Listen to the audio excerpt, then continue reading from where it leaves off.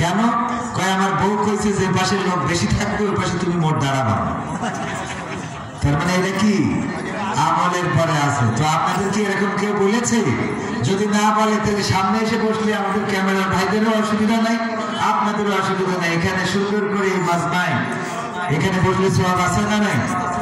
তো সুতরাং একটু ওই পাশ থেকে কষ্ট যদি না দেন আমার যুবকেরা, কলিজার টুকরারা আবার উঠে অনেকে চলে যাচ্ছে, চলে যাওয়ার দরকার নেই। আর চলে যদি যান তাহলে শয়তানের পদার্থ অনুসরণ করবেন।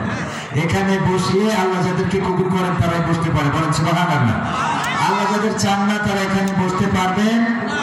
ইন্নাল হামদালিল্লাহি নাহমাদুহু ওয়া নাস্তাঈনুহু ওয়া নাস্তাগফিরুহু ওয়া নু'মিনু বিহি ওয়া নাতাওয়াক্কালু আলাইহি ওয়া না'উযু বিল্লাহি মিন শুরুরি আনফুসিনা ওয়া মিন সাইয়্যাতি আ'মালিনা মান ইয়াহদিহিল্লাহু ফালা মুদিল্লা লাহু ওয়া মান يضلله فلا هادي له ونشهد أن لا إله إلا الله ونشهد أن سيدنا محمدا عبده ورسوله الذي أرسله بالحق بشيرا ونذيرا وداعيا إلى الله بإذنه وسراجا منيرا فقد قال الله تعالى في كلامه المجيد والفرقانه الحميد أعوذ بالله من الشيطان الرجيم بسم الله الرحمن الرحيم منها خلقناكم وفيها نعيدكم ومنها نخرجكم تارة أخرى وقال الله تعالى في شأن حبيبه إن الله وملائكته يصلون على النبي يا أيها الذين آمنوا صلوا عليه وسلموا تسليما اللهم صل على مولانا محمد وعلى آل سيدنا এসো হে রাসূল আমার ফিরে আমাদের মাঝে নতুন করে খুতবা দিতে কাবার মিনার পরে আল্লাহুম্মা সাল্লি আলা সাইয়্যিদিনা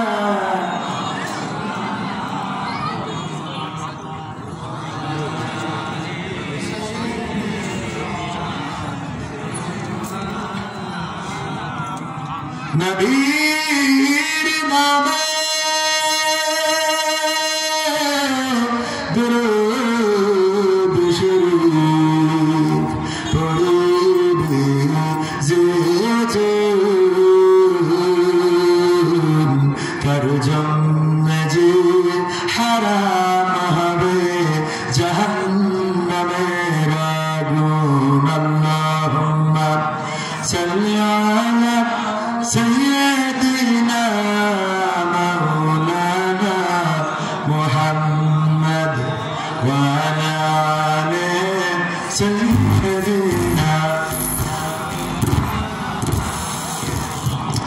لا إله إلا الله لا إله إلا الله لا إله إلا الله لا إله إلا الله لا إله إلا মুহাম্মাদুর রাসূলুল্লাহ সাল্লাল্লাহু ইয়া শব্দগুলো এরকম করলে আমার কষ্ট হয় ভয়েস এমনি তো অন্যরকম করে দিচ্ছে এবার সিসি করে কেন মাইক্রোফোন হ্যাঁ এই যে সিসি করেন সাউন্ড এটা একটু ঠিক করেন হ্যাঁ হ্যাঁ সাউন্ড এমনি তো গলার অবস্থা ভালো না আরো যদি সাউন্ডে ডিস্টার্ব করে তো আর করে খেতে পারবো না ঠিক না ঠিক সবাই তো ভাইয়েরা আমার ক্যামেরাম্যানরা বলতে কিছু দিন কি মনে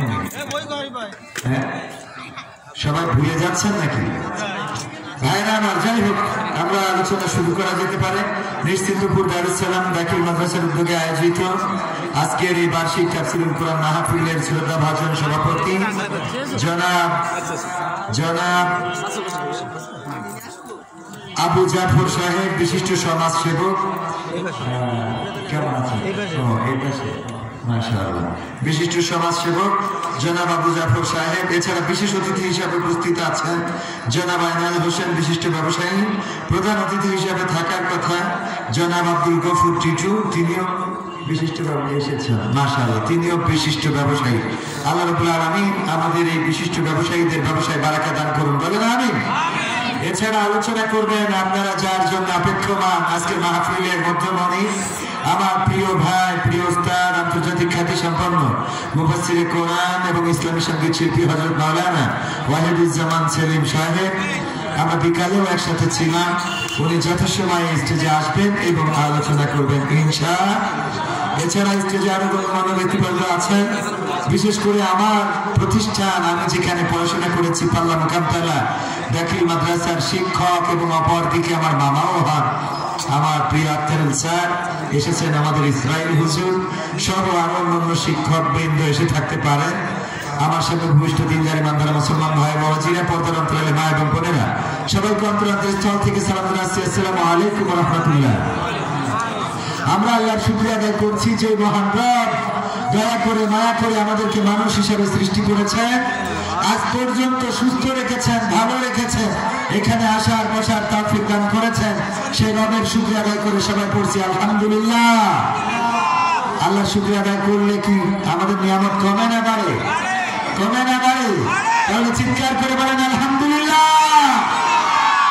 আল্লাহর শুকরিয়া আদায় করতে যারা কার্পণ্য বোধ করে তাদের নিয়ামত সংকুচিত হয়ে যায় আর যারা শুকরিয়া আদায় করে বিপদে পড়েও মুসিবতে পড়েও যদি শুকরিয়া আদায় করে আল্লাহ রাব্বুল আলামিন তার উপরে খাস রহম ঢেলে দেন বলেন আমিন আল্লাহ রাব্বুল আলামিন তাদের উপরে খাস রহমত বর্ষণ করুন বলেন আমিন সম্মানিত ভাইরা তো এই জন্য আমরা বিপদে আপদে মুসিবতে আল্লাহ শুকরিয়া আদায় করবো আমরা কোন একটা ঘটনার মাধ্যমে জেনেছিলাম জানি না এটা হাদিসে আছে কিনা যে পরকালের ময়দানে কোন একজন ব্যক্তিকে বলা হবে যে তোমার জন্য তো জাহান্নাম ফায়সালা হয়ে গেছে তখন ওই লোকটি খুব জোরে দৌড় দিবে তো আল্লাহ ডাকবে এই জাহান্নাম ফায়সালা হয়েছে এত জোরে দৌড়া কেন বলবে যে আল্লাহ সারা জীবন তোমার নাফরমানি করছি আজকে বিপদের দিনে আর নাফরমানি করতে চাই না জাহান্নাম দিয়ে আমি যাচ্ছি আল্লাহ বলবেন যে ঠিক আছে এই অনুভবের জন্য তোর ক্ষমা করে দিলেন তবে এটার ভিত্তি কতটুকু আমি জানি না বুখারী শরীফের হাদিসে পেয়েছি নবী করিম সাল্লাল্লাহু আলাইহি সাল্লাম বলেন বনী ইসরাইলের একজন বান্দা ছিলেন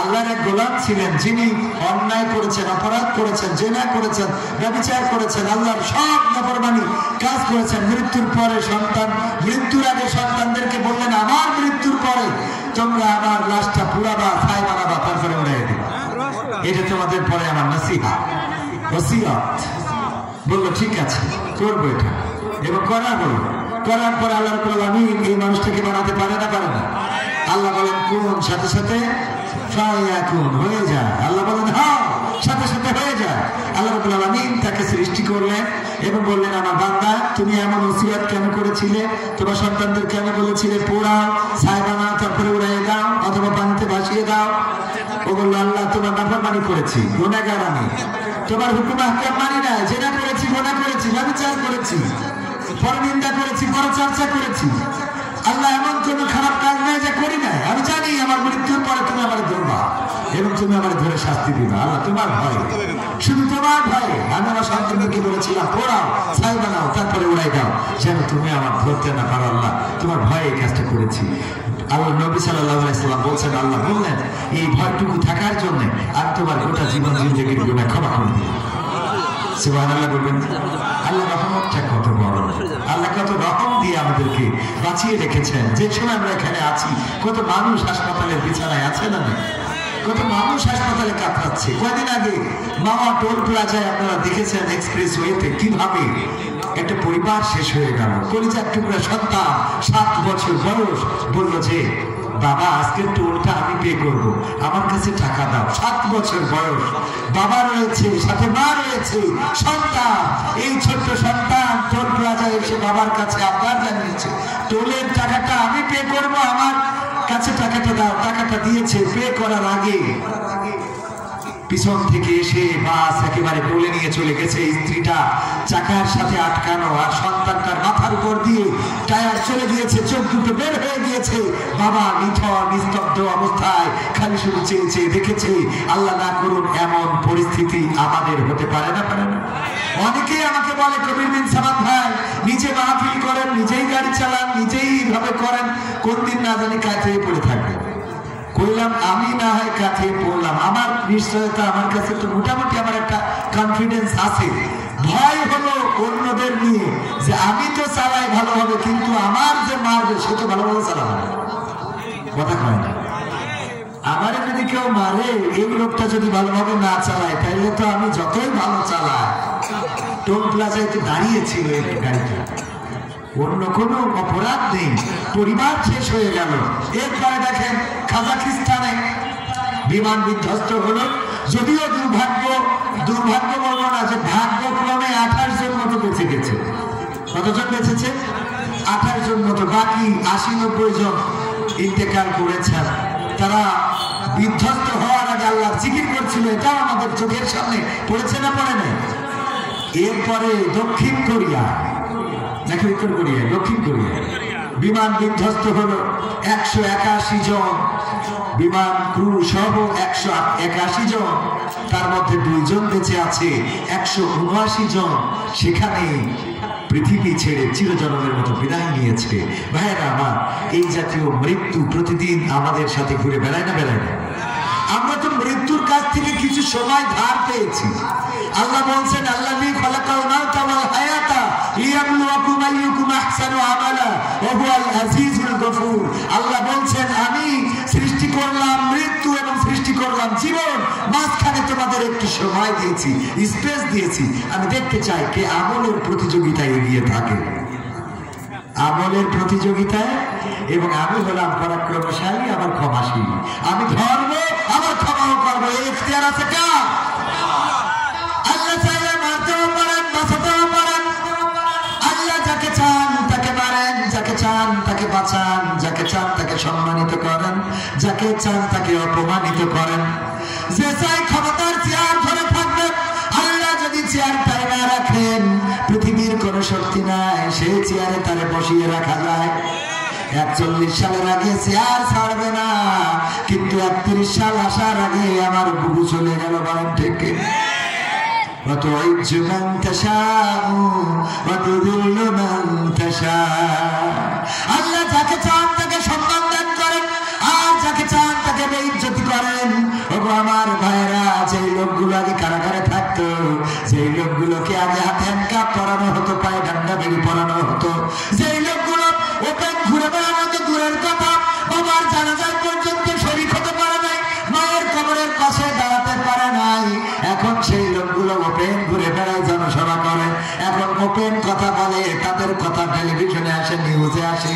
আর যারা এতদিন সব দখল করে রেখেছিল, সেই আল্লাহর ওলিরা পালিয়ে বেড়ায়। বলেন সুবহানাল্লাহ। সুবহানাল্লাহ পড়া যাবে না? যাবে? এটাই তো আল্লাহর খেলা। ফেরাউন চেয়েছিল ইব্রাহিমকে আগুনে পোড়াবে, চেয়েছিল না? চেয়েছিল কিনা? পোড়াতে কি পেরেছে? কেন পারে নাই? আল্লাহ রাব্বুল আলামিন গ্রহণ করেছেন, শুকরিয়া আদায় করেছিল কার? দেখেন শুকরিয়া, আমি সেই শুকরিয়া নিয়ে আলোচনা করতেছি। শুকরিয়া আদায় করলে নিয়ে আমার কিভাবে পেয়ে যায়। ইব্রাহিম আলাইহিস সালাম মাকে বললো যে আমাদের রবকে, আমাদের স্রষ্টাকে, বললো আমাদের স্রষ্টা হলো তোমাদের বাবা। আমার বাবার স্রষ্টাকে কয় তোমার বাবার স্রষ্টা হলো যে আমরা যে দেবতাগুলোর পূজা করি এইগুলো। বললো ওর স্রষ্টাকে কয় ওর স্রষ্টা তোমার বাবা। তাহলে এটা কেমন হলো? ওর স্রষ্টা বাবা, মানে ওর উপরে স্রষ্টা নাই, কিন্তু বানাইছে কে? তোমার বাবা। বাবা বানাইলো এটা আবার কেমন? যে বাবা বানাইলো সে আবার বাবার স্রষ্টা। যেটা বাবা বানাইলো এটা বাবার স্রষ্টা হয় কিভাবে? খুঁজতে লাগলেন।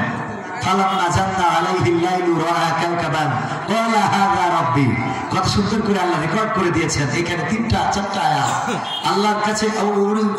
আল্লাহ বলছে যে যখন কি করলো ইব্রাহিম আল্লাহকে খুঁজতে থাকলেন, তখন আকাশে একটা তারকা উদয় হতে দেখে বললো এই তারাটাই হলো আমার রব, আমি এই রবকে অনুসরণ করি। তারার দিকে অপলক দৃষ্টিতে তাকিয়ে আছে।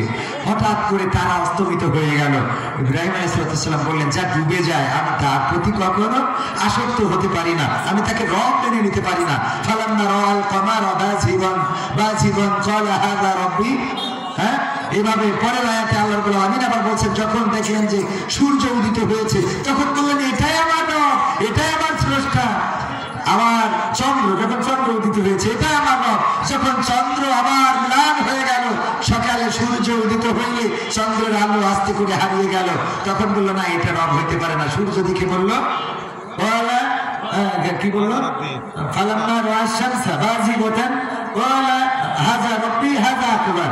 হ্যাঁ, আল্লাহ রাব্বুল আলামিন রেকর্ড করে দিয়েছেন যে এবার যখন সূর্য উদিত হয়ে গেল তখন বললো এই সূর্যটাই আমার রব, এটা হলো আরো বড়, তারার চেয়ে চাঁদ বড় ছিল, চাঁদের চেয়ে সূর্য বড়, সুতরাং এটা আমার রব। কিন্তু যখন সূর্য অস্তমিত হয়ে গেল তখন কি বললো? তখন কি বললো? সবার মুখস্থ আছে, এইটা অন্তত মুখস্থ আছে। ইন্নী ওয়াজ্জাহতু ওয়াজহিয়া লিল্লাযী ফাতারাস সামাওয়াতি ওয়াল আরদ হানিফান ওয়া মা আনা মিনাল মুশরিকিন। আমার ইব্রাহিম আলাইহিস সালাম বললেন আল্লাহ আমি এখন বুঝতে পেরেছি ওই তারা আমার রব নয়, ওই চন্দ্র আমার রব নয়, ওই সূর্য আমার রব নয়, আমার স্রষ্টা নয়, আমার আল্লাহ নয়। আমি আমার মুখটা ঘুরিয়ে দিলাম তার দিকে। এই আসমান জমিন যিনি সৃষ্টি করেছেন আর এর মধ্যে যা কিছু আছে সবকিছুর স্রষ্টা যিনি, আমি তার দিকে আমার মুখটা করে দিলাম। আমি ঘোষণা করে দিলাম আমি অন্য কোন মুশরিকদের দলের অন্তর্ভুক্ত নই। সুবহানাল্লাহ বলবেন। মাথা নত করলেন কার কাছে? কার কাছে? আল্লাহর কাছে মাথা নত করে দিলেন, মুখটা ঘুরিয়ে দিলেন আল্লাহর কাছে। আগে আমরা এগুলো জায়নামাজের দোয়া হিসাবে পড়তাম, এখন তো এগুলো বেদাতে চলে গেছে। এখন এগুলো নাকি বেদাত। বেদাত বলতে বলতে দাঁত কোনটা খুঁজে পায় না। ভালো কাজ করলেই বেদাত, খারাপ কাজ করলে ওদের নিয়ে কোনো প্রশ্ন নেই। কথা কয় না। নামাজ পড়লে নামাজ না পড়ে যে ওর কাছে কোনোদিন যাই দাঁড়াতে দেখলাম না। যে পরে ওর এসে বলে হাত কাপালে পরে বাঁধবে। ঠিক না বে? ঠিক। এক ইমাম সাহেব এক মসজিদে যেয়ে বুঝতে পারলো যে এখানে যখন পাওয়ারে আসে একবার আহলে হাদিস যারা ওরা পাওয়ারে আসে, একবার মাযহাবপন্থী যারা তারা পাওয়ারে, মাযহাব আল্লাহ মাযহাব দুই দলের লড়াই চলে।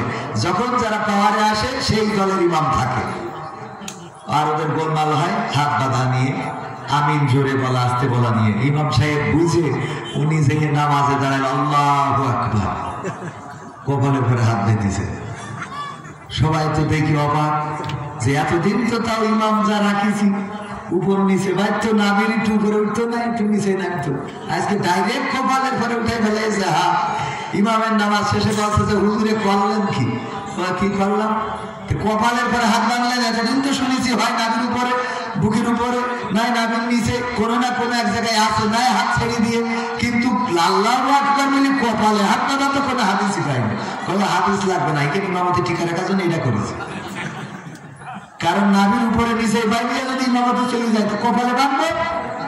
আরো একটা কারণে কপালে বাঁধিছি, সেটা এই যে আমি এসে বুঝলাম যে আমাদের নাবির উপরে নিচে কোনো দোষ নেই, যত দোষ কপালে।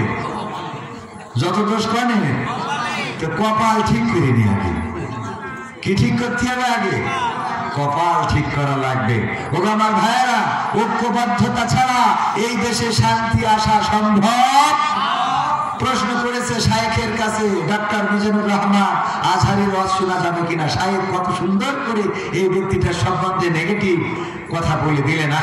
আল্লাহর কাছে দায়ী থাকবেন। কার কাছে দায়ী? আল্লাহর কাছে দায়ী থাকবেন। ডক্টর মিজানুর রহমান আজহারী 3 তারিখে কোথায় আসবেন? কোথায় আসবেন?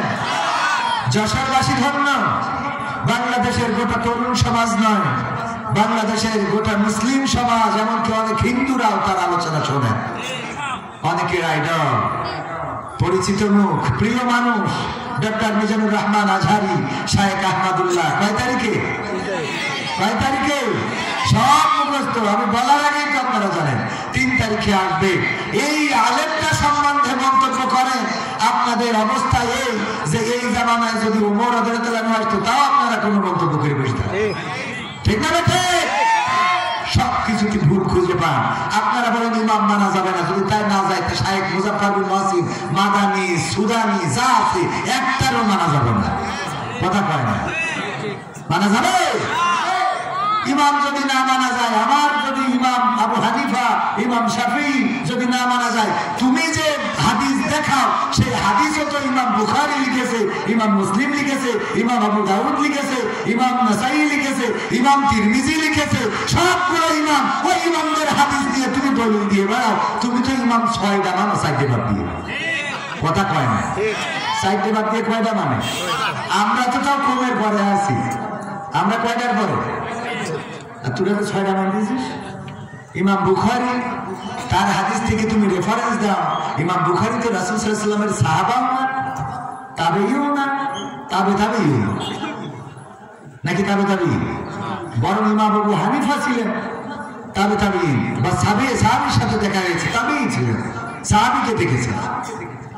যাই হোক, অত দূর আমি ছোট মানুষ, না বলা ভালো।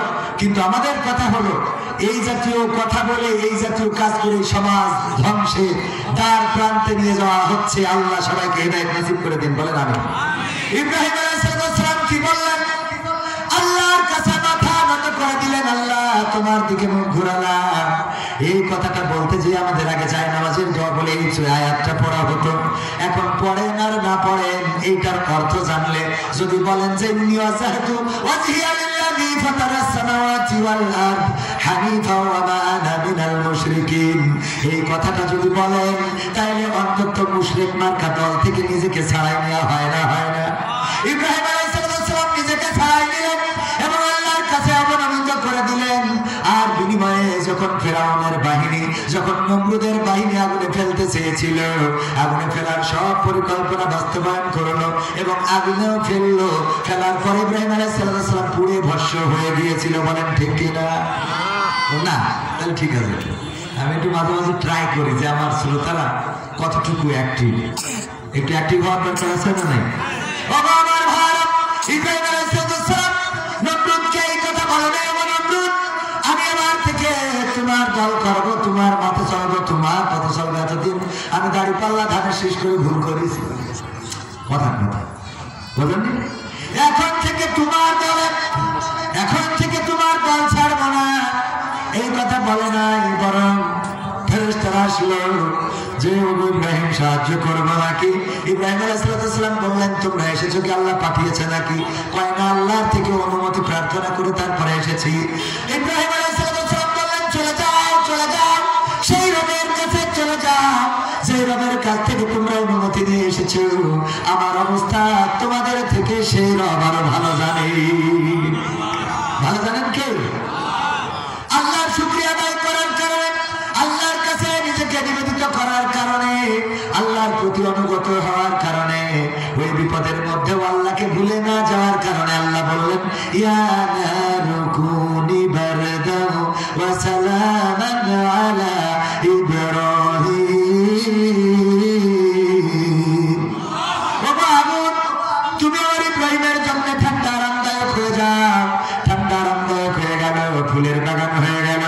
ফেরাউন নমরুদ বলল আইরে আগুন, আমি তোরে এত করে জ্বালাইলাম, এত করে পুড়াইলাম, 16টা বছর খাওয়াইলাম, আমার আর্মি, আমার বিডিআর, বিজিবি, আমার পুলিশ, আমার রাত, আজকে কেন তোমরা ফায়ার করতে পারো না?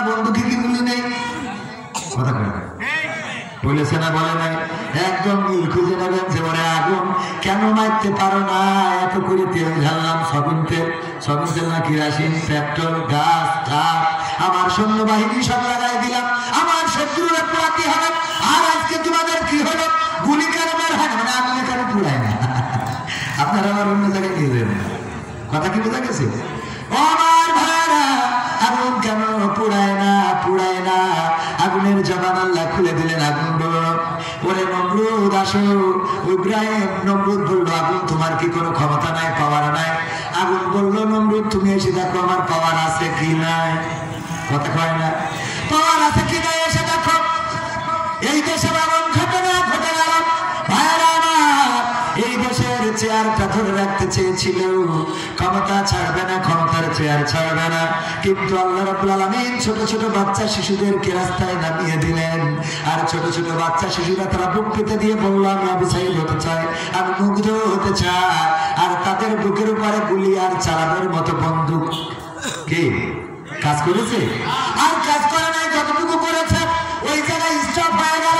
তারপরে নিজেদের দেশ ছেড়ে চলে যাওয়া লাগলো। গোমার ভাইরা, এই জন্য নিবেদিত প্রাণ হতে হবে আল্লাহর কাছে। যদি আল্লাহর কাছে নিবেদিত প্রাণ হতে পারেন, বিপদে পড়লে, মুসিবতে পড়লেও প্রশান্তি আছে না নাই? প্রশান্তি আছে না না? আল্লাহ সাইদি কত বছর ছিলেন কারাগারে? 13 বছর। কত বছর? টেকনাফ থেকে তেতুলিয়া, রূপসা থেকে পাথুরিয়া, একটি নামে সবাই যাকে চেনে। এক দুইজন নয়, 1.5 শতাধিক মানুষ জীবন দিল শুধু যারি প্রেমে। সেই মানুষের মুক্তি চেয়ে যেতাম আমি গান গেয়ে, সেই মানুষের মুক্তি চেয়ে যেতাম আমি গান গেয়ে। সেই মানুষটি নাই দুনিয়ায় নাই, হাজার মুক্তি চাওয়ার নাই প্রয়োজন নাই রে, হাজার আমার গানের নাই প্রয়োজন নাই, হাজার মুক্তি চাওয়ার নাই প্রয়োজন নাই গো, হাজার আমার গানের নাই প্রয়োজন নাই। আল কোরআনের মধুর বাণী বলতো সুরে সুরে, নবীর বাণী পৌঁছে দিত বিশ্বটাতে ঘুরে। আল কোরআনের মধুর বাণী বলতো সুরে সুরে, নবীর বাণী পৌঁছে দিত বিশ্বটাতে ঘুরে। তার মুখের বাণ শুনে হতো মুসলমান, বুকের সাথে বুক মিলিয়ে ধন্য কত প্রাণ। সেই মানুষের মুক্তি চেয়ে যেতাম আমি গান গেয়ে, সেই মানুষের মুক্তি চেয়ে যেতাম আমি গান গেয়ে। সেই মানুষটি নাই দুনিয়ায় নাই, হাজার মুক্তি চাওয়ার নাই প্রয়োজন নাই গো, হাজার আমার গানের নাই প্রয়োজন নাই, হাজার মুক্তি চাওয়ার নাই প্রয়োজন নাই রে, হাজার আমার গানের নাই প্রয়োজন নাই। লাখো লোকের সমাগম হতো তার সে মাহফিলে, এসব দেখে আবু জাহেলের কলিজা যেত জ্বলে। ঠিক না বেঠে? লাখো লোকের সমাগম হতো তার সে মাহফিলে। আজকে মিজানুর রহমান আজহারী ভাইয়ের মাহফিলে যে পরিমাণ লোক হচ্ছে, আল্লাহর ওলিরা থাকলে মাথা নষ্ট, মানে কাপড় নষ্ট করে ফেলত। ঠিক না বেঠি? ঠিক না বেঠে? লোক কত পরিমাণ হতো না, তাই দেশে থাকতে দেয় না। এখন যে অবস্থা, এই লোক দেখার পরে মাথায় কাজ করতো, কথা কয় না। লাখো লোকের সমাগম হতো তার সে মাহফিলে, এসব দেখে আবু জাহেলের কলিজা যেত জ্বলে। সুরে সুরে তার কেটে যেত যে আধার অমানিসা, পথহারারা খুঁজে পেত সঠিক পথের দিশা। সেই মানুষের মুক্তি চেয়ে যেতাম আমি গান গেয়ে, সেই মানুষের মুক্তি চেয়ে যেতাম আমি গান গেয়ে। সেই মানুষটি নাই দুনিয়ায় নাই, হাজার মুক্তি চাওয়ার নাই প্রয়োজন নাই রে, হাজার আমার গানের নাই প্রয়োজন নাই, হাজার মুক্তি চাওয়ার নাই প্রয়োজন নাই গো, হাজার আমার গানের নাই প্রয়োজন নাই। এই মানুষটা কত বছর কারাগারে ছিল? 13টা বছর কারাগারে রইলেন। তারপরে জীবনের শেষ দিনটা যেদিন বের করে হাসপাতালে নিয়ে যাচ্ছিলেন, বলেন দেখি 13 বছর কারাগারে থাকার কারণে চেহারায় কোনো মলিনতা ছিল নাকি? চেহারার মধ্যে কোনো দুশ্চিন্তা ছিল নাকি? কোনো রোগগ্রস্ত এমন বোঝা গেছে নাকি? বরং সুস্থ মানুষটাকে কারাগারে থেকে কারাগার থেকে বের করে নিয়ে হাসপাতালে ইনজেকশন ঠুস করে শহীদ করা হলো। ওগো আমার ভাইয়েরা, অথচ এখন যেসব আল্লাহর ওলিদের ধরা হচ্ছে, ধরার পরে চেহারা দেখে চিনা যায় না। ঠিক না? আল্লাহর প্রতি তাদের এতটাই আস্থা ছিল যে বিপদে মুসিবতে ডেকেছেন কাকে? ডেকেছেন আল্লাহকে। আল্লাহ সব জায়গায় আছে না নাই? যদি কেউ ঘরের মধ্যে থেকে আল্লাহকে ডাকেন, আল্লাহ আছে না নাই? যদি কেউ মাঠের মধ্যে থেকে ডাকেন, তাও আল্লাহ ডাকেন, সাড়া দেন। যদি কেউ অন্ধকার থেকে ডাকেন, আল্লাহ সাড়া দেন। যদি কেউ দিনের আলোতে ডাকেন, তাও আল্লাহ সাড়া দেন। যদি কেউ একাকিত্বে ডাকেন, তাও আল্লাহ সাড়া দেন। যদি কেউ সব মানুষের মধ্য থেকে ডাকেন, তাও আল্লাহ সাড়া দেয় না, দেয় না। আল্লাহ সাড়া দিয়েছেন, তার প্রমাণ যখন ইউনূস আলাইহিস সালাম মাছের পেটের মধ্যে চলে গেল, আল্লাহর নবী বললেন, লা ইলাহা ইল্লা আনতা সুবহানাকা ইন্নী কুনতু মিনাজ জালিমিন। দেখেছেন কাকে? বলেছেন কার সাথে? আল্লাহ রাব্বুল আলামিন ডাকে সাড়া দিয়েছে না যায় নাই? আল্লাহ রাব্বুল আলামিন সাড়া দিলেন। আল্লাহ বললেন, ওগো ইউনূস, তোমার ডাক তোমার মা শোনে নাই, তোমার বাবা শোনে নাই, তোমার গ্রামের মানুষ শোনে নাই, তোমার বন্ধুরা শোনে নাই। তুমি এমন সময় এমন জায়গা থেকে ডেকেছো, তিনটা অন্ধকার ছিল। এক ছিল রাতের অন্ধকার, দুই ছিল পানির অন্ধকার, এবং তিন ছিল মাছের পেটের অন্ধকার। এই তিনটা অন্ধকারের মধ্য থেকে যখন চিৎকার করে ডাক দিয়েছো আমি আল্লাহকে, পৃথিবীর কোন মানুষ তোমার কান্নার আওয়াজ শোনে নাই, তোমার কষ্টের কথা শোনে নাই। আমি আল্লাহ আরশে আজিম থেকে শুনলাম আর তোমার ডাকে সাড়া দিলাম। আমি মাছের পেটের মধ্যে যন্ত্রণা বাড়িয়ে দিলাম, মাছের পেটের মধ্যে জ্বালা যন্ত্রণা বেড়ে গেল, আর ওই মাছ তোমার নিরাপদ গন্তব্যে আবার রেখে আসলো। বলেন সুবহানাল্লাহ। তুর পাহাড় পুড়ে গিয়েছে, মুসা আলাইহিস সালাম পড়ে নাই, এখন আমরা সুরমা হিসেবে ব্যবহার করি। আল্লাহর নূর প্রদর্শন করেছিলেন। আল্লাহকে বললেন, আল্লাহ তোমাকে কি একটু দেখা যাবে? কেন না দেখে কি বিশ্বাস করে না? কয় করি, কিন্তু যদি একটু দেখাইতে তাহলে ভালো লাগতো, যদি একটু দেখাইতে। আল্লাহ নূরের ঝলকানি ঝলকানি দিয়েছেন, আর তাতে করে নূরের ঝলকে তুর পাহাড় পুড়ে গিয়েছে। মুসা আলাইহিস সালাম পড়ে নাই। বলেন সুবহানাল্লাহ।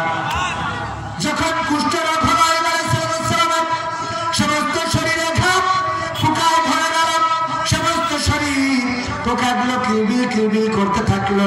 স্ত্রীরা সব চলে গেল রহিম আলাইহিস সালাম ছাড়া। শয়তানের সাথে আল্লাহ চ্যালেঞ্জ করেছিলেন, আল্লাহর সাথে শয়তান চ্যালেঞ্জ করেছিল, আল্লাহ তুমি যদি তোমার আয়ুবকে কষ্ট দাও তাইলে তোমার জিকির করবে না, তোমার ডাকবে না, তোমার প্রশংসা করবে না। আল্লাহ রাব্বুল আলামিন বললেন, ঠিক আছে, আমি আমার ইউনূসকে আমি পরীক্ষা করব। সন্তানগুলো মারা গেল, সম্পদগুলো কেড়ে নিলাম, ঘর বাড়ি সব ধ্বংস হয়ে গেল। তারপরেও আল্লাহর জিকির করে আইয়ুব আলাইহিস সালাম। আল্লাহ রাব্বুল আলামিন সমস্ত শরীরে ঘা দিলেন, ঘায়ের সাথে পোকা দিলেন। তারপরেও জিকির করে শয়তানের বলে, দেখ আমার বান্দা, আমার গোলাম, আমার আইয়ুব এখনো আমার নাম জপে। শয়তান বলল, আল্লাহ তুমি যদি জিহ্বাতে দাও তাহলে রাগ করে আর তোমার নাম জপবে না। যখন জিহ্বার পরে ঘা হয়ে গেল, পোকাগুলো কিলবিল করতে থাকলো। আইয়ুব আলাইহিস সালাম বললেন, আল্লাহ এতদিন তোমার কাছে অভিযোগ করি নাই, এতদিন তোমারে বলি নাই, এতদিন তোমার কাছে কোনো কমপ্লেইন করি নাই, কিন্তু আজকে তো আল্লাহ কমপ্লেইন না করে পারলাম না। ও বাবা, তুমি আমার সন্তানগুলো কেড়ে নিয়েছো, আমার সম্পদ কেড়ে নিয়েছো, আমার বিবিদেরকে কেড়ে নিয়েছো, আমার ঘর বাড়ি ধ্বংস করে দিয়েছো। আমার এতে কোনো দুঃখ নাই, আমার সমস্ত শরীরে ঘা, সমস্ত শরীরে পোকা, তার কোনো দুঃখ নাই। কিন্তু আল্লাহ আজকে এমন একটা জায়গায় তুমি আমার পোকা দিলে, এমন একটা জায়গায় তুমি আমার পোকা দিয়েছো, যে পোকা যদি আমার জিহ্বাটা খেয়ে ফেলে তাহলে আমি কেমন করে তোমার নামের জিকির করব? আল্লাহু আকবার। আমি কেমন করে তোমার নামের জিকির করব? ও আল্লাহ, তোমার জিকির করার তৌফিক দাও, সব ধ্বংস করে দাও, কিন্তু জিহ্বাটাকে বাঁচিয়ে রাখো, যেন তোমার জিহ্বা, তোমার দেওয়া জিহ্বা দিয়ে একটু আল্লাহ আল্লাহ বলে ডাকতে পারি, যেন সুবহানাল্লাহ বলতে পারি, যেন আলহামদুলিল্লাহ বলতে পারি। আল্লাহ রাব্বুল আলামিন শয়তানকে বললেন, ও শয়তান, আমার আয়ুবকে সব পরীক্ষা করা হয়ে গেল, তার জিহ্বায় পোকা দিলাম, সে আমার ডাকার জন্য জিহ্বাটাও ধ্বংস করে দিতে নিষেধ করে দিয়েছে। সুতরাং শয়তান তুমি হেরে গেছো। আমার বান্দা আমার জিকির করবে, আমার শুকরিয়া আদায় করবে, আমার প্রতি কৃতজ্ঞ থাকবে, এই হলো আমার বান্দা। বলেন সুবহানাল্লাহ। আল্লাহকে ডাকবেন, আল্লাহ সাড়া দিবেন। এমন ভাবে অসংখ্য ঘটনা আছে। আল্লাহকে চেয়েছে যারা, আল্লাহকে পেয়েছে তারা। শিল্পী গানে গানে বলেছে, বলবো কেউ বলে বলুক তোমায় চেনা বড় কঠিন দায়, কেউ বলে বলুক তোমায় চেনা। তোমার প্রেমে যে মজেছে মাওলা, তোমার প্রেমে যে মজেছে মাওলা, প্রেমে ডুবে মরেছে, কেউ বলে বলুক তোমায় চেনা বড় কঠিন দায়, কেউ বলে বলুক তোমায় চেনা। ইব্রাহিমকে হাত পা বেঁধে নমরুদ মনের জ্বালা মিটাতে ছিটকে দিল নলকূপে। ঠিক না ঠিক? ইব্রাহিমকে হাত পা বেঁধে নমরুদ মনের জ্বালা মিটাতে ছিটকে দিল নলকূপে। তুমি সেই অনলে ফুল ফুটাইলে, সেই অনলে ফুল ফুটাইলে, নিখুঁত কলা কৌশলে, কেউ বলে বলুক তোমায় চেনা বড় কঠিন দায়, কেউ বলে বলুক তোমায় চেনা। ইসমাইলের গলা খান দুভাগ হবে ভেবে স্বামী, অমলারে করলে কুরবানি। কি মিক্সার নিয়েছেন যে কোন এখানে বাড়ি টেড়ে কিছু দেয় না? এটা রিভার দেন, গানের সময় একটু ডিলে দেন, মেশিন মেশিন নিয়ে আসবেন, কাজ হবে না, তো আনার দরকার। ইব্রাহিমের গলা খান দুভাগ হবে ভেবে স্বামী, অমলারে করলে কুরবানি। তুমি মুসাকে ছেড়ে তুর পুড়াইলে, মুসাকে ছেড়ে তুর পুড়াইলে, নিখুঁত কলা কৌশলে, কেউ বলে বলুক তোমায় চেনা বড় কঠিন দায়, কেউ বলে বলুক তোমায় চেনা। কি যে ভেবে নদীর মাঝে ঠাই দিলা ইউনুসকে পেটে, রাখে আল্লাহ আমারে বলকে।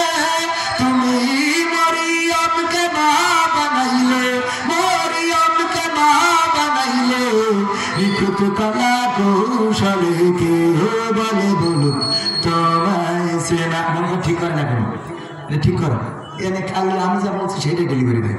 কেউ বলে বলুক তোমায় চেনা বড় কঠিন দায়, কেউ বলে বলুক তোমায় চেনা। তোমার প্রেমে যে মজেছে মাওলা, তোমার প্রেমে যে মজেছে মাওলা, প্রেমে ডুবে মরেছে, কেউ বলে বলুক তোমায় চেনা। মারহাবা বলা যাবে না? আল্লাহকে চিনেছিলেন, আল্লাহকে দেখেছিলেন, আল্লাহকে পেয়েছিলেন। শুধু নবীরা ওলিরা পেয়েছেন তা না। বর্তমান বর্তমান বর্তমান বর্তমান সময়ে আপনারা যদি দেখেন, ওয়াজিদ বোস্তামি, শাহজালাল, এমনি আল্লাহর আউলিয়াগণ আল্লাহকে যেভাবে চেয়েছে তারা পেয়েছে, আল্লাহকে ডেকেছে তারা পেয়েছে। গৌর গোবিন্দ চেয়েছিল হিন্দুরা, হিন্দুরা তারা গরুকে দেবতা মানার কারণে বুরহানুদ্দিনের হাত কেটেছিল, আর ছোট্ট বাচ্চা শিশুটাকে হত্যা করেছিল। ও আমার ভাইয়েরা, ওই সময় যতগুলো হিন্দু পরিবার ছিল তাদেরকে হত্যা করেছিল। শাহজালাল এসে অল্প কয়েকজন লোক নিয়ে ঢুকেছিল গৌর গোবিন্দের রাজপ্রাসাদে, আর গৌর গোবিন্দ পিছনের দরজা দিয়ে, হেলিকপ্টার তো ছিল না তখনকার সময়ে, যে বাহন ছিল তাতে করে পালাই গেছে, আর বাংলার জমিনে দেখা যায়। তেমনি ভাবে মিলাই দেন, এখনকার সময় ফাটে না, ফাটে না, কথা কয় না। ক্ষমতায় কেউ স্থায়ী হয় না, হোক না সে হাসিনা কিবা রেহে না, সে আর চিরকাল থাকে না। ঠিক না বেঠে? ক্ষমতায় কেউ স্থায়ী হয় না, মুজিবুর বেশি দিন থাকেনি, জিয়াউর কেউ তো রাখেনি, মুজিবুর বেশি দিন থাকেনি, জিয়াউর কেউ তো রাখেনি, এরশাদ চলে গেছে পৃথিবী ছেড়ে, এরশাদ চলে গেছে পৃথিবী ছেড়ে, কেউ আজ তার কথা কয় না। ঠিক আছে, ক্ষমতায় কেউ স্থায়ী হয় না, হাসিনা ক্ষমতা ধরে রাখতে আয়না ঘর বানিয়েছিল, জনগণের রোষানলে দাদার দেশে পালিয়ে গেল, হাসিনা ক্ষমতা ধরে রাখতে আয়না ঘর বানিয়েছিল, জনগণের রোষানলে দাদার দেশে পালিয়ে গেল, ডিবি হারুনের পাশে আর, ডিবি হারুনের পাশে আর পরিমণিদের দেখা যায় না। ঠিক না বলছে? এখন কি তাদের দেখা যায় না? দেখা যায় না, তারা আসে না, আবার যাওয়ার সুযোগ নাই। যতদিন সুযোগ ছিল ততদিন যেভাবে পেরেছে, যেভাবে চেয়েছে, একে অপরের সাথে দেখা করেছে, দেখা হয়েছে। ও আমার ভাইরা, এই বাংলার জমিনে জুলুম করে, নির্যাতন করে বাংলার জমিন শুধু নয়, আল্লাহর জমিনে পার পাওয়া যাবে না। কারণ আল্লাহ রাব্বুল আলামিন যখন কেউ জুলুমের সীমা অতিক্রম করে, তখন তার রহমত বর্ষণ করে দেন। বলেন সুবহানাল্লাহ। আবাবিল পাঠিয়েছিলেন কার ধ্বংস করার জন্য? কার? আব্রাহা। কারণ কি? মক্কা ধ্বংস করতে এসেছিল। ওই সময় মক্কাবাসী আব্রাহার সৈন্যের সামনে দাঁড়াবে এই ক্ষমতা ছিল না। এই জন্য আব্দুল মুত্তালিব কাবার দরজায় হাত রেখে বলেছিল, ওগো কাবার মালিক, তোমার কাবা তুমি রক্ষা করো, আমার সেই ক্ষমতা নাই যে ক্ষমতা দিয়ে বাদশা আব্রাহার পাশে দাঁড়াবো, তার প্রতিবাদ করবো। আল্লাহ রাব্বুল আলামিন রক্ষা করেছে না করে না? কি পাঠিয়েছিলেন? আবাবিল। বর্তমান সময়ে মনে করেন না যে শেখ হাসিনার কথা বলছি। আপনার গ্রামেও কোনো জুলুমবাজ থাকলে দেখবেন যে তার মৃত্যু হবে এমন, তার পরিস্থিতি হবে এমন যে একসময় মানুষ কুত্তাকে মূল্যায়ন করবে, কিন্তু তাকে নেই। আছে না নাই? মাঝে মাঝে উদাহরণ দিতে যায় বলি, অনেক সময় দেখা যায় খুব করে ধমক দেয়, সাঁতার খুলবি না, একেবারে কাঠি খুলে মারব। খবরদার সাঁতার খুলবে না, কাঠি খুলে মারবো। আমার মাইকালা ভাইরা বোঝে না, ওইদিকে মাইকি কমে খটিলে মিলে মারে, এই জায়গায় মনিটর, আমি যেটা পাই সেটাই কিছু নাই। অথচ এইটা ঠিক করার দরকার ছিল আমাদের আগে, কারণ বক্তা না পাইলে শ্রোতা শুনবে কি করবে, এগুলো বোঝা দরকার। ভাইরা আমার ওইদিকে বাড়ি মেরে লাভ নেই, এনে বাড়ি দেন দুটো, ভালো লাগবে। ও আমার ভাইরা, অনেকে বলেন সাঁতার খুলবি না, একেবারে তোর সাঁতার খুলি ভালো। হঠাৎ যদি আল্লাহ এক পাশ আউট করে দেয়, নেটওয়ার্কের বাইরে, এরকম হয় না? এটাকে কি বলে? প্যারালাইজড। কি বলে? পরের দিন দোকানদার যেয়ে যদি বলে যে ভাই আপনি তো সাঁতার খুলতে মানা করেছেন, তা আসি যে আপনার কাছে সাঁতার কি খুলবো নাকি আপনি আমার সাঁতার খুলবেন? তোর তো এক পাশ কি গেছে, সাঁতার খোলা আমার কাকু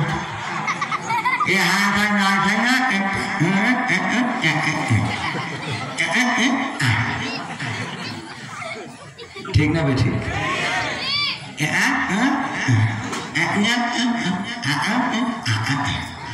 মানে আমি এই হাতে খাতুর পাচ্ছি না, পাশ পড়িয়ে শেষ।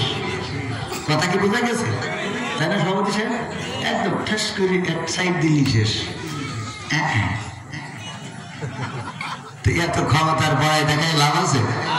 রূপের বড়াই করিস না রে, রূপ চিরদিন থাকে না। রূপের বড়াই করিস না রে, রূপ চিরদিন থাকে না। নিজের মুখটা দেখা একদিন হইবে রে তোর যন্ত্রণা। নিজের মুখটা দেখা একদিন হইবে তোমার যন্ত্রণা। চেহারার বড়াই কইর না ভাই, রূপ চিরদিন থাকে না। চেহারার বড়াই কইর না বোন, রূপ চিরদিন থাকে না। নিজের মুখটা দেখা একদিন হইবে রে তোর যন্ত্রণা নিজের মুখটা দেখা একদিন হইবে রে তোর যন্ত্রণা সময় হইল বড় শিক্ষক সব দিবে শিখাইয়া সুখের জীবন থাকবে না রে দেখবে না কেউ চাইয়া সময় হইল বড় শিক্ষক সব দিবে শিখাইয়া সুখের জীবন থাকবে না রে দেখবে না কেউ চাইয়া মরার আগে মরবি রে তুই জ্বালা সইতে পারবি না মরার আগে মরবি রে তুই জ্বালা সইতে পারবি না নিজের মুখটা দেখা একদিন হইবে রে তোর যন্ত্রণা নিজের মুখটা দেখা একদিন হইবে রে তোর যন্ত্রণা কিসের এত বাড়াই তোমার মাটির দেহ লইয়া ময়রা দেখো পোকা মাকড় শেষ করবে সব খাইয়া কিসের এত বাড়াই তোমার মাটির দেহ লইয়া ময়রা দেখো পোকা মাকড় শেষ করবে সব খাইয়া এই দুনিয়া ছাড়তে হবে অহংকার আর কইরো না এই দুনিয়া ছাড়তে হবে অহংকার আর কইরো না নিজের মুখটা দেখা একদিন হইবে রে তোর যন্ত্রণা নিজের মুখটা দেখা একদিন হইবে তোমার যন্ত্রণা ক্ষমতার বাই কইরো না ভাই সে আর চিরদিন থাকে না পাওয়ারের বাই কইরো না বোন সে আর চিরদিন থাকে না নিজের মুখটা দেখা একদিন হইবে তোমার যন্ত্রণা নিজের মুখটা দেখা একদিন হইবে রে তোর যন্ত্রণা ঠিক না ঠিক একদিন গোস্ত থাকবে কিন্তু দাঁত থাকবে না কথা খায় না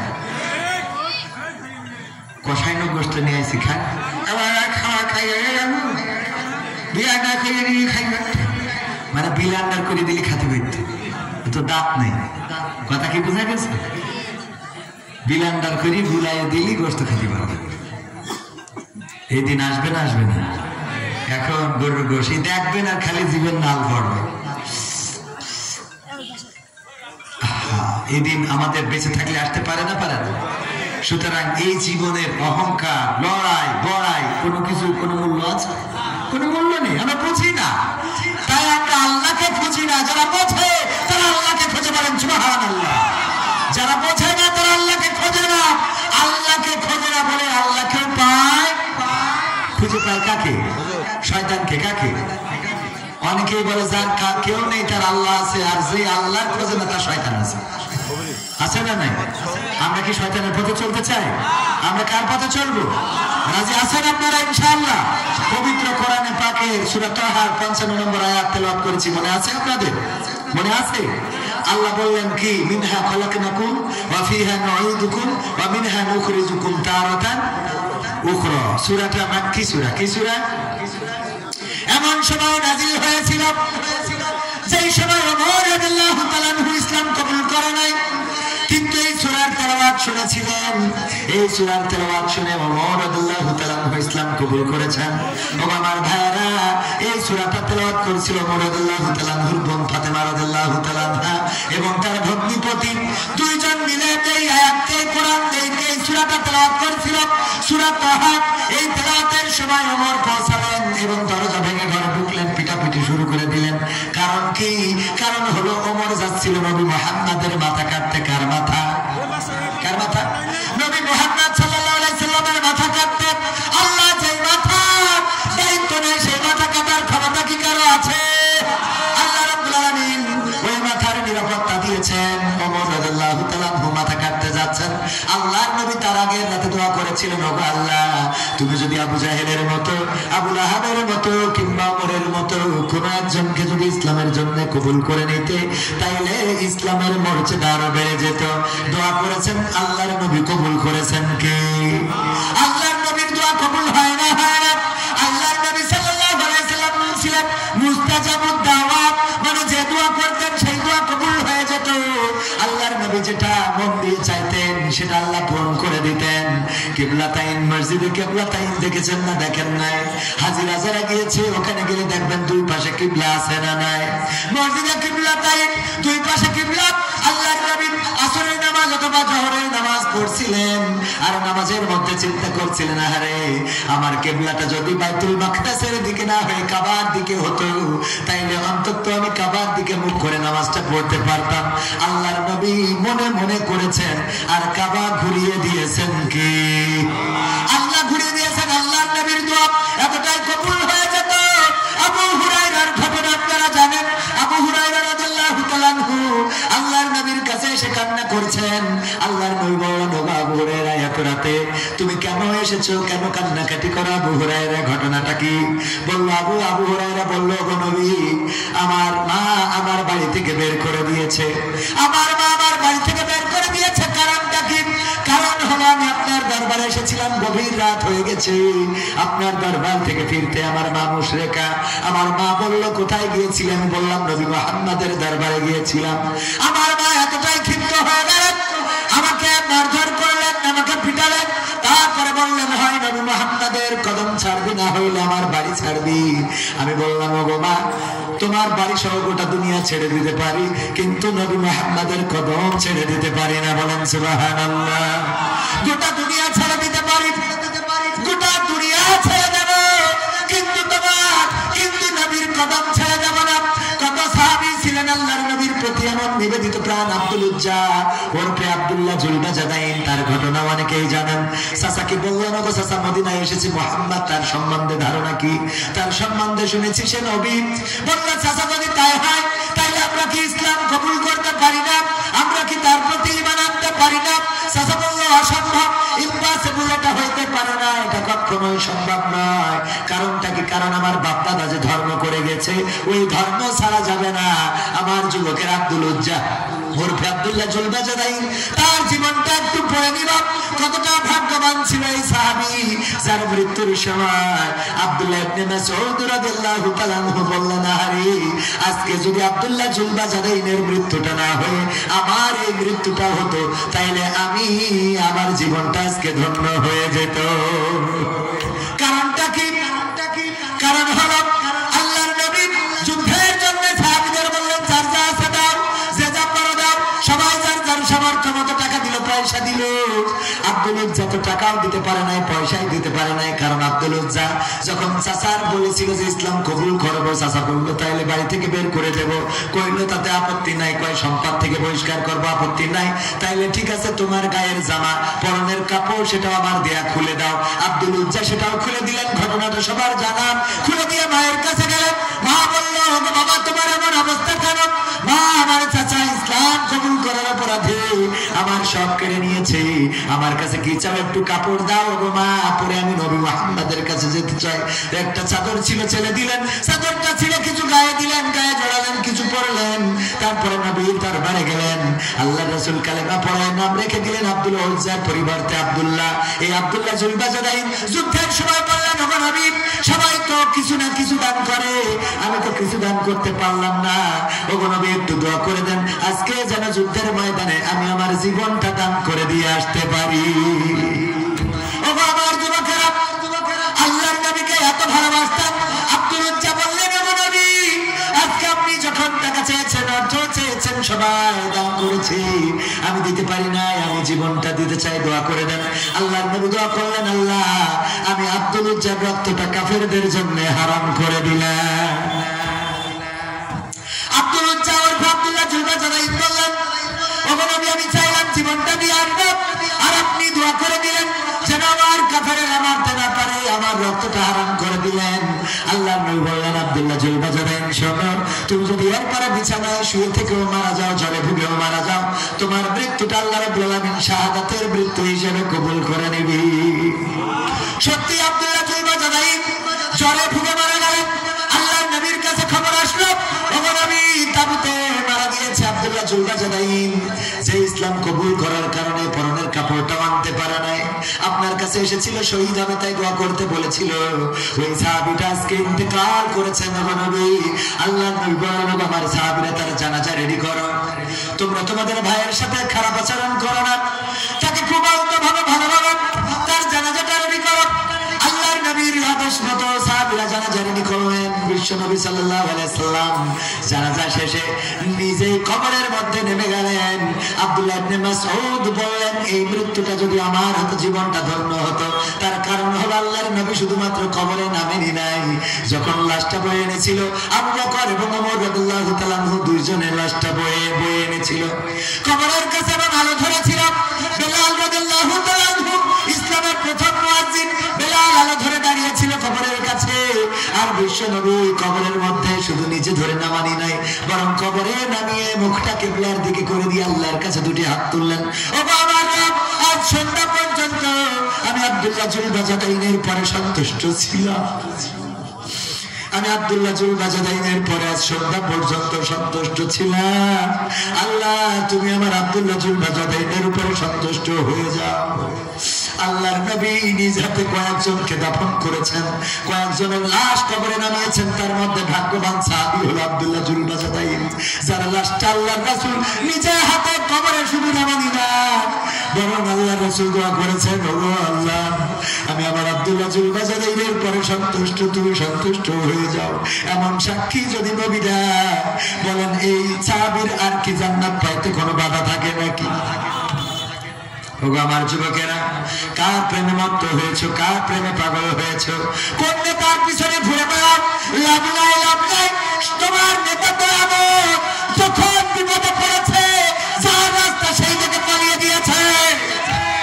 আর আমার নেতারা রাজপথে থাকে, কোরআনের পক্ষে যারা থাকে তারা নিজেরাই সেনাপতি হয়ে নেতৃত্ব দায় লড়াই করে, নিজেরা ফাঁসির কাষ্ঠকে বরণ করে নেয়, কিন্তু কর্মীর নিরাপত্তায় নিজেরা কখনো কুণ্ঠা বোধ করে না, কার্পণ্য বোধ করে না। বলেন ঠিক কিনা?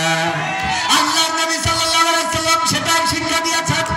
তায়েফের ময়দানে নিজেই রক্ত ঝরিয়েছেন, আল্লাহর নবীর রক্ত ঝরেছে, পাতা পায়ের জুতা পর্যন্ত আটকে গিয়েছে। রাসূল আমার রক্তগুলো নিয়ে শরীরে মেখেছেন, সাথে ছিল পালক পুত্র যায়েদ। বলল, ও নবী, এই রক্ত তো আপনার শরীরে ঢুকবে না, কেন আপনি আবার এই রক্তগুলো গায়ে মাখেন? আল্লাহ নবী বললেন, ও আমার সন্তান, তুমি জানো না এই জমিনের উপরে আমার রক্ত ঝরেছে, আল্লাহ যেন আমার রক্ত দেখে জমিনের উপরে কোনো গজব নাজিল না করে দেয়। ফেরেশতারা এসে বলল, ও নবী, আপনি যদি অনুমতি দেন, দুই পাশে পাহাড় দাঁড়ানো, এই পাহাড় দিয়ে গোটা তায়েফের সব কাফেরকে নিশ্চিহ্ন করে দিতে চায়। আল্লাহ নবী বললেন, ফেরেশতারা, তোমরা যদি কাফেরদেরকে ধ্বংস করে দাও, তাহলে আমি নবী হয়ে আসার দরকারটা কি? আমি কেন আসলাম? আমার কাজটা কি? আমার দায়িত্বটা কি? আমি কার কানে পৌঁছে যাব কালেমার বাণী? সুতরাং তাদের পরে না খোশ হয়ে আল্লাহর কাছে ফরিয়াদ করলেন, আল্লাহ, হয়তো আমি তোমার দায়িত্ব পালনে এখনো যোগ্য হতে পারি নাই, এখনো হয়তো তোমার বান্দারা শুনবে এমন মেসেজ আমি দিতে পারি নাই। আল্লাহ, তুমি আমার অযোগ্যতা ক্ষমা করে দাও, তুমি আমার যোগ্য দাওয়াত দেওয়ার তৌফিক দাও, যে দাওয়াত পেয়ে যেন তোমার বান্দারা কালেমার পতাকা তলে একত্র হয়ে যায়। ও আমার ভাইরা, উহুদের ময়দানে দান্দান মুবারক শহীদ হয়েছে, মাথার হেলমেট ভেঙে মাথায় ঢুকে গিয়েছে, আল্লাহর নবী বেহুশ হয়েছে। এত কষ্ট করেছেন ইসলামের জন্য, 27টি যুদ্ধ করেছেন নিজ হাতে তরবারি নিয়ে। আর আমরা রাসূলের সুন্নাত মানি খাওয়ার শেষে মিষ্টি খাওয়া আর মুখে দাড়ি রাখা, জুব্বা পরা, টুপি পরা, এর বাইরে আমাদের যে আরো কিছু দায়িত্ব আছে এইগুলো মানতে রাজি না। ঠিক না? ঠিক। দাড়িতে সুন্নাত, টুপিতে সুন্নাত, পোশাকেও সুন্নাত আছে, পাথরের আঘাত খাওয়া সেটা যে সুন্নাত, কেন মনে হয় না তোমার কাছে? কেন মনে হয়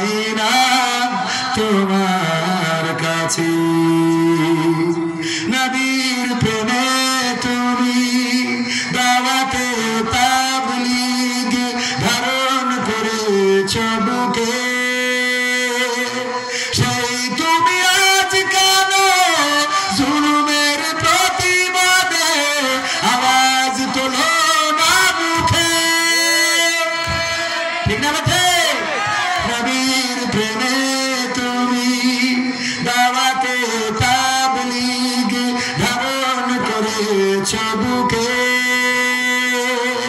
সেই তুমি আজ কেন জুলুমের প্রতিবাদে আওয়াজ তোলো না মুখে মেসওয়াক করো তুমি রোজ প্রতিদিন সেখানে সুন্নাহ আছে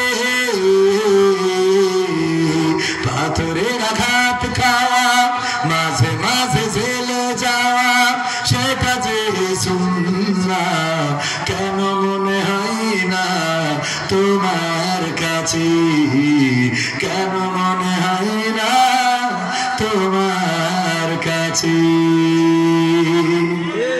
মিলাদুন নবীতে বড় সোচ্চার তুমি নাকি দেখানো লোক সেই তুমি জানলে না আমার রাসূল ছিলেন সফল রাষ্ট্রনায়ক। বিশ্বাস হলো না আপনাদের? হ্যাঁ, খালি শেখ হাসিনা রাষ্ট্রনায়ক ছিল, বঙ্গবন্ধু, বাইডেন, ডোনাল্ড ট্রাম্প। হ্যাঁ, তাহলে যারা ঠিক বলেননি আল্লাহ কি জবান বন্ধ করে দিয়েছে না ইচ্ছা করে বন্ধ রাখিছেন? করলেন কথাটা যদি ঠিক হয় তাহলে ঠিক বলেন, যদি বেঠিক হয় তাহলে বেঠিক বলেন। সামনে থাকতে হবে, প্রতিবাদ করতে হবে। হুজুর বললি সুবহানাল্লাহ বলি আলহামদুলিল্লাহ বলি চলে যাওয়া যাবে। হুজুর যদি বেঠিক বলে কি বলবেন? হুজুর এটা আপনি বেঠিক বলেছেন। আমি তো বড় হুজুর না, পরের দ্বার বলবো যেটা আসতেছে। ছোট মানুষ একটু ভুল হতেই পারে, ঠিক না? ঠিক না বেঠিক? আমার ভুল হলে কিছু মনে করতে না, এলাকাছে। হ্যাঁ, নিজেদের সন্তান। আমি আমার স্যারের জন্য আইছি না, এই লেখায় দাওয়াত নেওয়া লোক।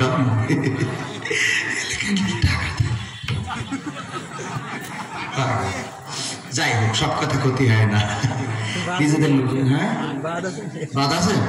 বাদ নেই? সব বলা শেষ? আছে ওর গুড়ি ইন্দুর পড়িছে, তা তোমার সাথে বললে কোনো লাভ আছে? আমার বলছে ভাই গুড়ি ইন্দুর পড়িস, কারো যেন না বলি। তাই বলবো কে যেন ওর গুড়ি ইন্দুর পড়ি, তা আমি বলি লাভটা কি? হ্যাঁ, যাই হোক ভাইরা, মিলাদুন নবীতে বড় সোচ্চার তুমি নাকি দেখানো লোক সেই তুমি জানলে না আমার রাসূল ছিলেন সফল রাষ্ট্রনায়ক। এই হুদার ময়দানে দাঁত ভাঙা ঘটনা তোমার কিতাবে কি আছে? পাথরের আঘাত খাওয়া মাঝে মাঝে রিমান্ডে যাওয়া সেটা যে সুন্নাহ কেন মনে হয় না তোমার কাছে? কেন মনে হয় না তোমার কাছে? ঠিক না বেঠে? যদি কেউ দাড়ি রাখে কেউ প্রতিবাদ করবে না, দাড়ি রাখা নিয়ে কেউ কমপ্লেইন করবে না। যদি কেউ টুপি পরে তাও কমপ্লেইন করবে না, জুব্বা গায়ে দেয় কমপ্লেইন করবে না। যদি কেউ খাওয়ার শেষে মিষ্টি খায় কিছু বলবে না, মেসওয়াক করে কিছু বলবে না। কিন্তু আমার নবীকে আল্লাহ রাব্বুল আলামিন পাঠালেন সূরা আস-সাফ বলে দিলেন, হুয়াল্লাযী আরসালা রাসূলাহু বিল হুদা ওয়া দীনিল হক লিইয়ুযহিরাহু আলাদ দীনি কুল্লিহি ওয়ালাউ কারিহাল মুশরিকুন। আমার আল্লাহর নবীকে আল্লাহ বললেন আমি রাসূলকে পাঠালাম। শুধু নবীকে বলেননি, এই কোরআন কিয়ামত পর্যন্ত থাকবে, আর কিয়ামত পর্যন্ত যারা আসবে তাদেরকে জানিয়ে দিলেন, শুনে নাও আমার বান্দারা, আমি রাসূলকে দিনে হক সত্য দিন সহকারে পাঠালাম এবং কি করলাম, হেদায়েত দিয়ে হেদায়েত সহকারে সত্য দিন সহকারে পাঠিয়ে দিলাম, যেন তিনি সব দলের উপরে, সব ধর্মের উপরে, সব মতের উপরে আমি আল্লাহর দিনকে বুঝাই।